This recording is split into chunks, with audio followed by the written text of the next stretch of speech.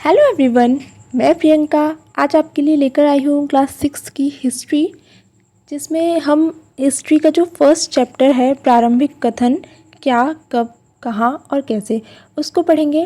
देखिए दोस्तों, अभी अगस्त का जो सीटेट एग्ज़ाम हुआ था वो आपको देखकर पता ही लग गया होगा कि जो फैक्ट वाले क्वेश्चन है या सिर्फ रटने वाले हैं, या फिर आप ये सोचिए कि हम लास्ट टाइम में सिर्फ क्वेश्चन आंसर की वीडियो देखकर सीटेट एग्ज़ाम क्वालिफाई कर सकते हैं, तो आप बहुत बड़ी गलती कर रहे हैं।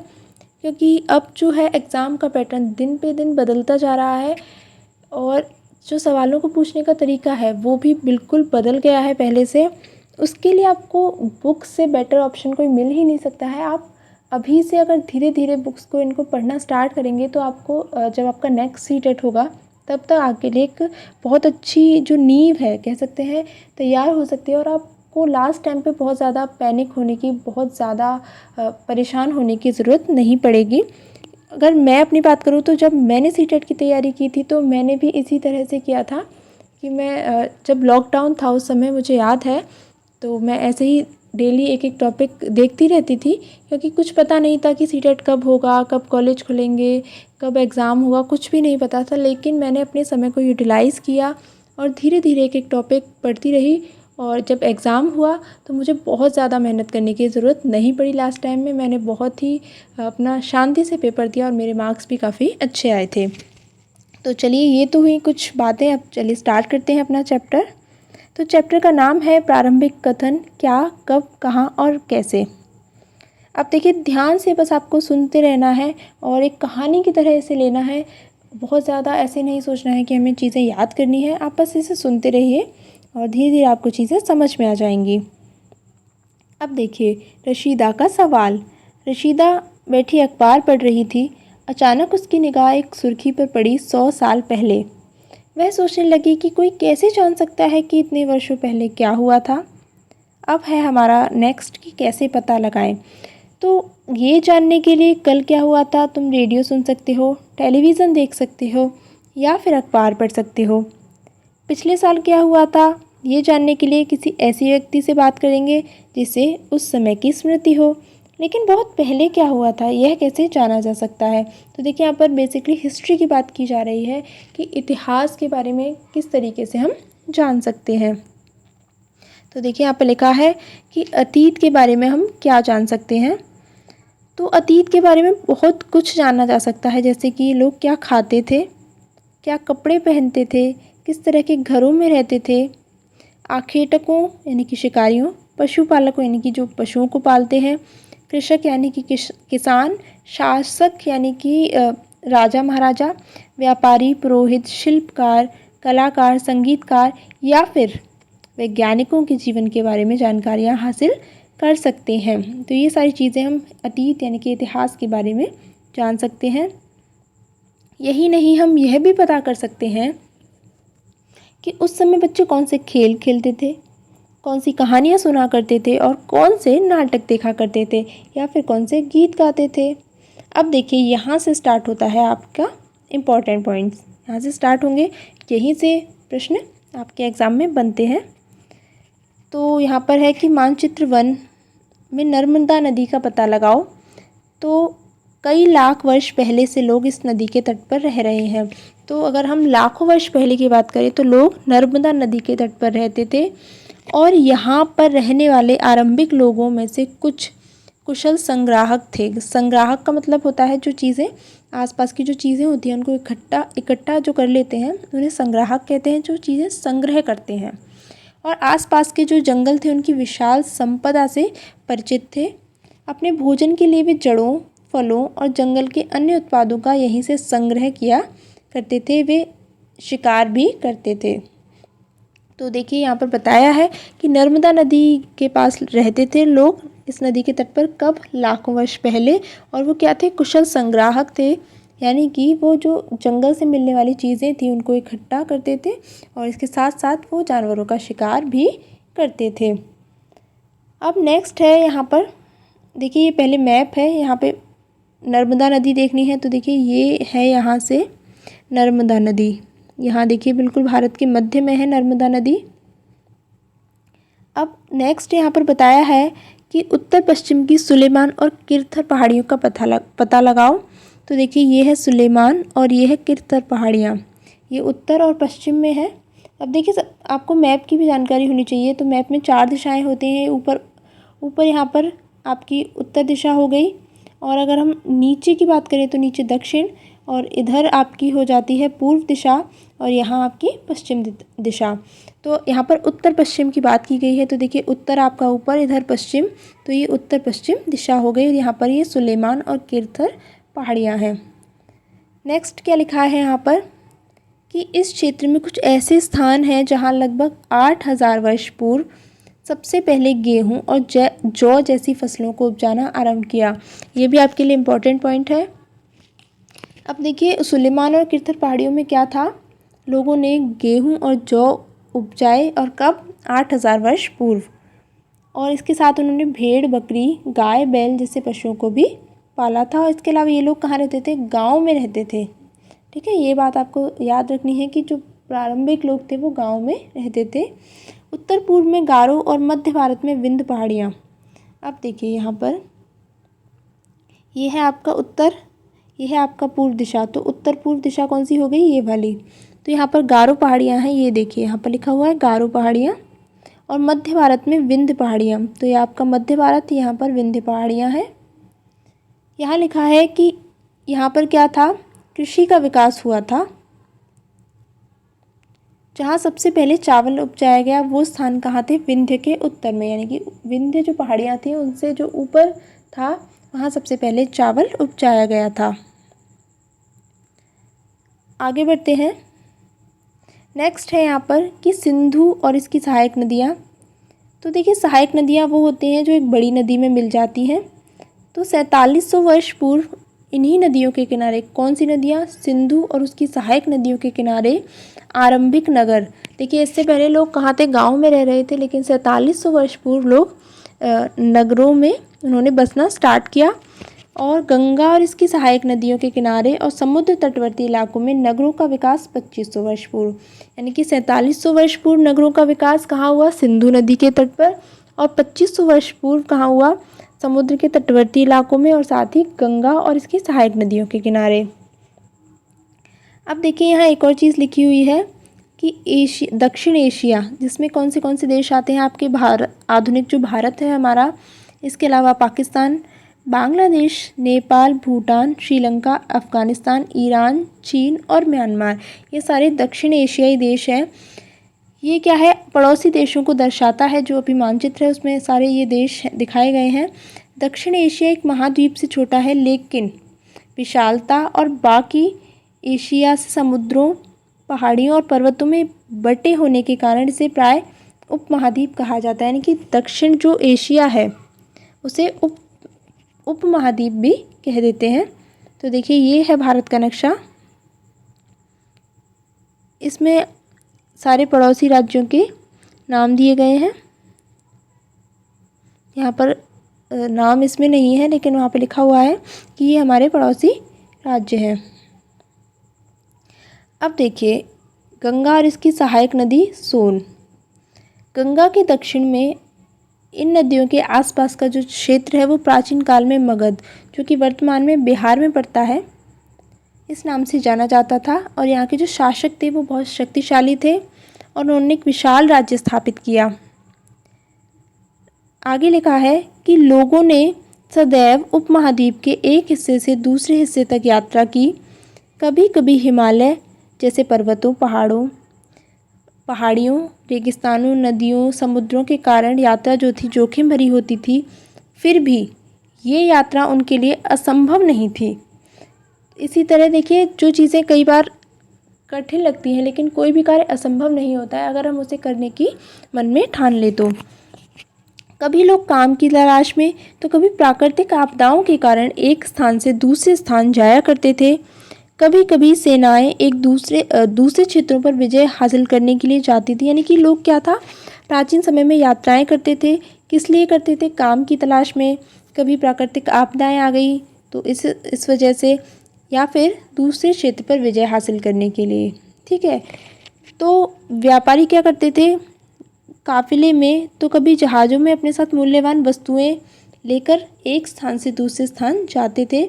धार्मिक गुरु लोगों को शिक्षा और सलाह देते हुए एक गांव से दूसरे गांव, एक कस्बे से दूसरे कस्बे जाते थे। यानी कि जो धार्मिक गुरु थे वो जगह जगह घूमकर लोगों को शिक्षाएं देते थे। और कुछ लोग किस लिए यात्रा करते थे? नए और रोचक स्थानों को खोजने के लिए। अब क्या हुआ, इन सभी यात्राओं से लोगों को एक दूसरे के विचारों को जानने का अवसर मिला। क्योंकि क्या होता है कि जब हम यात्राएं करते हैं या किसी दूसरी जगह जाते हैं तो वहाँ के लोगों की संस्कृति को, उनके रहन सहन, वेशभूषा, ये सारी चीज़ें हमें जानने को मिलती हैं। अब देखिए, ये तो थी पुराने समय की बात। अगर हम नए समय की बात करें तो यहाँ लिखा है कि आज लोग यात्राएं क्यों करते हैं। अब देखिए, यहाँ पे लिखा है कि पहाड़ियाँ, समुद्र, पर्वत इस उपमहाद्वीप की प्राकृतिक सीमा का निर्माण करते हैं। हालांकि लोगों के लिए इन सीमाओं को पार करना आसान नहीं था और जिन्होंने ऐसा चाहा वे ऐसा कर सके। वे पर्वतों की ऊंचाई को छू सके, गहरे समुद्रों को पार कर सके। उपमहाद्वीप के बाहर से भी कुछ लोग आए और यहीं बस गए। लोगों के इस आवागमन ने हमारी सांस्कृतिक परंपराओं को समृद्ध किया। कई सौ वर्षों से लोग पत्थर को तराशने, संगीत रचने और यहाँ तक कि भोजन बनाने के नए तरीकों के बारे में एक दूसरे के विचारों को अपनाते रहे हैं।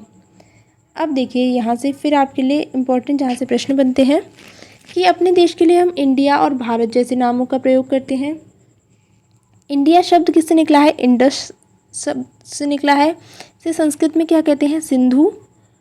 और 2500 वर्ष पहले क्या हुआ था? पूर्व उत्तर पश्चिम की ओर से आने वाले ईरानियों और यूनानियों ने सिंधु को क्या कहा? हिंदोस कहा। और इस नदी के पूर्व में स्थित भूमि प्रदेश को इंडिया कहा। सिंधु जो नदी थी, ठीक है, उसके नाम पर ही पड़ा। और भरत नाम का जो प्रयोग है वो उत्तर पश्चिम में रहने वाले लोगों के एक समूह के लिए किया जाता था। और इसका उल्लेख जो है संस्कृत की आरंभिक कृति कौन सी है? ऋग्वेद। कितने वर्ष पुरानी है? 3500 वर्ष पुरानी है। इम्पॉर्टेंट पॉइंट है, याद रखना है। और बाद में इसका प्रयोग देश के लिए होने लगा। आगे क्या लिखा है? अतीत के बारे में कैसे जानें। यहाँ लिखा है कि हम अतीत को कई तरीके से जान सकते हैं। जैसे एक तरीका क्या है? लिखी गई मतलब अतीत में जो लिखी गई पुस्तकें हैं उनको ढूंढना और पढ़ना।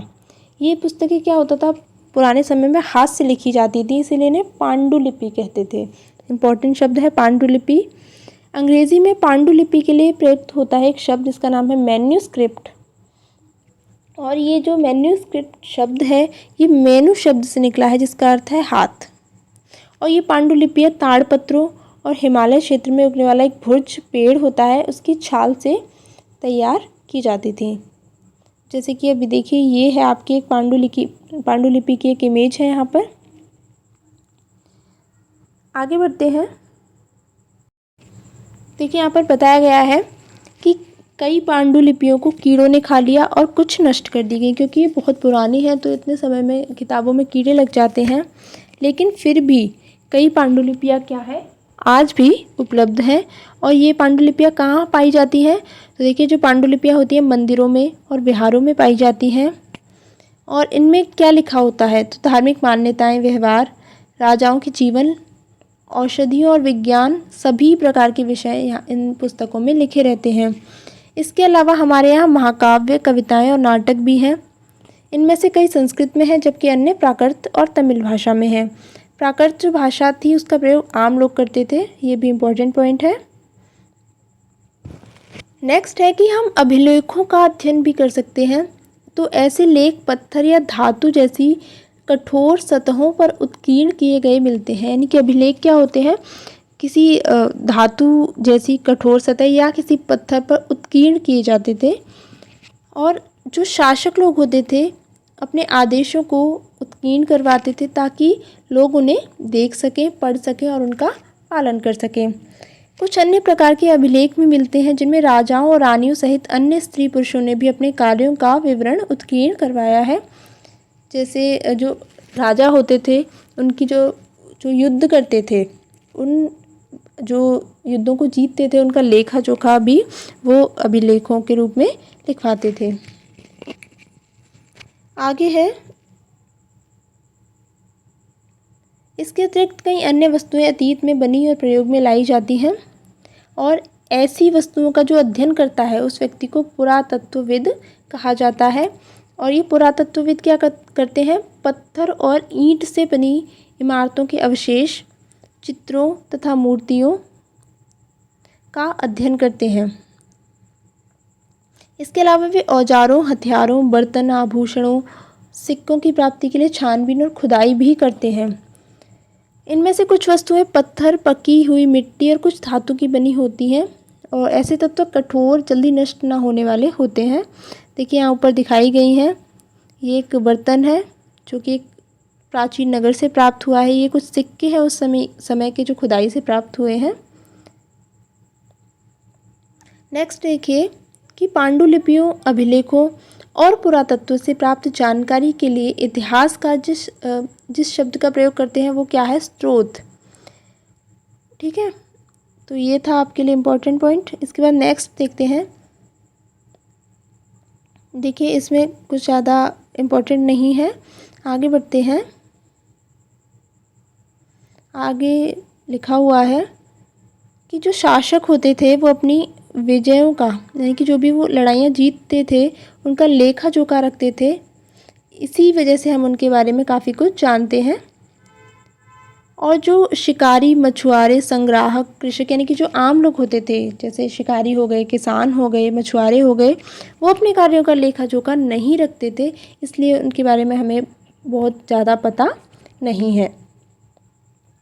अब नेक्स्ट है तिथियों का मतलब।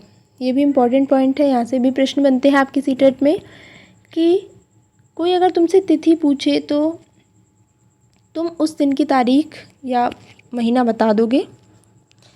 अब जैसे ये जो गणना है वो कैसे की जाती है, जो ईसाई धर्म प्रवर्तक थे ईसा मसीह, उनके जन्म की तिथि से की जाती है। यानी कि जैसे अगर 2000 वर्ष चल रहा है या 2023 चल रहा है, तो इसका मतलब क्या है कि ईसा मसीह के जन्म से 2000 वर्ष बाद का समय, या अभी की हम बात करें तो 2023 वर्ष। ईसा मसीह के जन्म की जो पहले की सभी तिथियां हैं उनको ईपू कहते हैं, यानी कि ईसा पूर्व। ठीक है, इस पुस्तक में क्या है, हम 2000 को अपना आरंभिक बिंदु मानते हुए वर्तमान से पूर्व की तिथियों का उल्लेख करेंगे। अब देखिए यहाँ पर लिखा हुआ है अंग्रेज़ी में BC, तो BC में कहते हैं अंग्रेज़ी में और हिंदी में कहते हैं ईपू। तो BC का मतलब होता है बिफोर क्राइस्ट और ईपू का मतलब होता है ईसा पूर्व। अब देखिए कई बार क्या होता है AD लिखा देखा होगा या हिंदी में ई लिखा देखा है, तो AD का मतलब होता है एनो डोमिनी और इसका मतलब होता है ईसा मसीह के जन्म का वर्ष। AD की जगह कई बार CE और BC की जगह BCE भी होता है, तो CE का मतलब है आपके लिए कॉमन एरा और BCE का मतलब है बिफोर कॉमन एरा। ठीक है, अब देखिए हम इनका प्रयोग क्यों करते हैं, क्योंकि विश्व के अधिकांश देशों में अब इस कैलेंडर का जो प्रयोग है वो सामान्य हो गया है, इसीलिए भारत में भी तिथियों के इस रूप का प्रयोग करते हैं। और ये कब हुआ, 200 वर्ष पहले से ये प्रारंभ हुआ था। अब एक और शब्द है यहाँ पर BP। BP का अर्थ होता है बिफोर प्रेजेंट, यानी कि वर्तमान से पहले। तो देखिए ये था हमारा चैप्टर आज का, चैप्टर 1। ये हमने पूरा पढ़ लिया है और इससे आपको बहुत हेल्प मिलेगी। आप ऐसे ही करके डेली अगर आप एक एक चैप्टर पढ़ते रहेंगे तो आपको अपने एग्ज़ाम में बहुत ज़्यादा हेल्प मिलेगी। अब देखिए ये है कुछ प्रश्न जो कि आपको कमेंट में बताने हैं कि नर्मदा घाटी में क्या मिला था, इसके अलावा मगध क्या है, गारो पहाड़ियाँ में क्या होता था, ये सारी चीज़ें आपको कमेंट में टाइप करके बतानी है, जिससे आपको क्या है, जब आप इन क्वेश्चंस को सॉल्व करेंगे तो आपको ये हमेशा के लिए याद हो जाएंगे। तो फ्रेंड्स आज की वीडियो में इतना ही, मिलेंगे एक नए वीडियो में एक नए टॉपिक के साथ। तब तक के लिए थैंक यू सो मच।